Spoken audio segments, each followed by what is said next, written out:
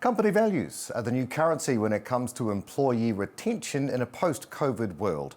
Many organisations are welcoming employees back into their buildings, and a State of the Workplace survey being released today is revealing how employees' values have changed since COVID-19 arrived. Kevin Obern, Managing Director of OfficeMax, who conducted the survey, is with us now. Kia ora, Kevin. Thanks for joining us. Kia ora, Neil. So what was the reason or the driver behind producing this survey? Well, we're a business that looks after the needs of businesses in terms of their requirements for goods and services. And so understanding what's important to our customers, in fact, understanding what's important to our customers' staff is also critically important. So that's the reason we undertook the research. And how different is it? What did you find in this post-COVID world for employers and employees?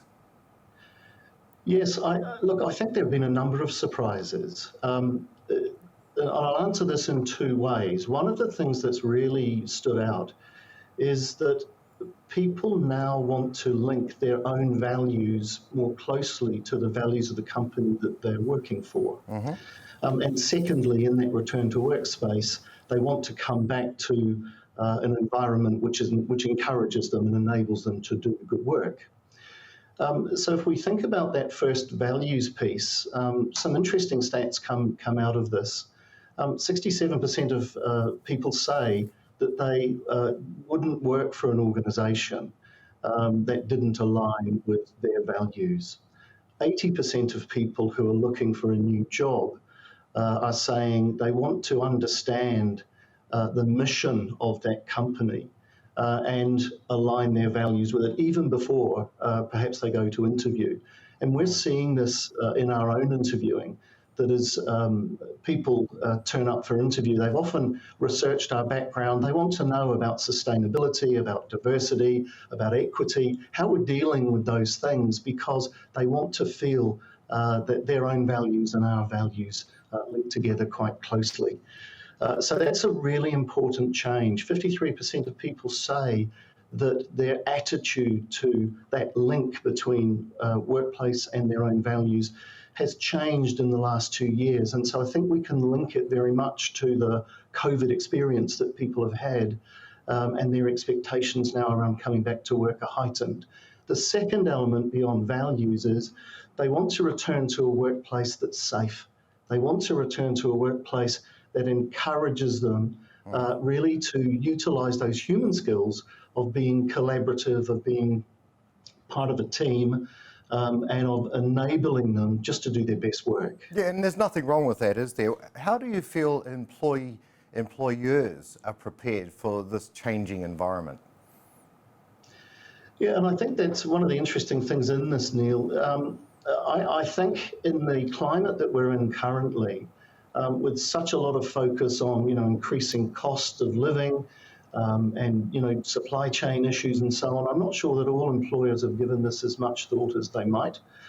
But certainly there are opportunities for people to consider those alignment issues that I've talked to, but also having a workplace that's set up for people coming back. And people want things like really good technology. I guess everybody suffered a little bit with perhaps having not such great technology and working from home. Same with having some good things like good tea and coffee and spaces that people can collaborate in rather than being confined to that two-dimensional view that you and I currently have. That ability as human beings to really work together, really understand each other and get the best out of each other is critically important. So environments that encourage collaboration, I think, are going to be critical for workplaces going forwards. Kevin, we've heard that there are a few Maori-led businesses who seem to be leading the way and how they treat their returning employees. What really stands out for you? Who stands out for you? I guess a couple of examples. The Raukawa Trust down in the Waikato has responsibility to look after the iwi associated with a settlement, and there are, I think, 16 marae in their group. They wanted to have some technology that would enable them to have really good, clear and open communication both within a meeting room setting, but also perhaps if people couldn't attend, being able to enable those people to catch up at a later date. So that's an example of kind of a Maori entity organising itself in a way that will be really fit for purpose for the future. The other example is in the education space, and that's the Hukarere Girls School. And they've set up, with a new principal, their old library. We've completely converted it from what you would imagine an old library looked like to this really collaborative open workspace. All of the lessons are conducted in Te Reo Māori. They also have invested in technology just to enable communication to be better and recorded better, but also that open and collaborative workspace that I've talked about in the workplace is finding its way into education as well. Now, Kevin, we know that all businesses had to increase their capability, particularly around technology. Have you sourced the information around what it costs employers to make these changes? The short answer is no, but I'd suggest that the answer is probably the cost of not doing it is much greater than the cost of doing it.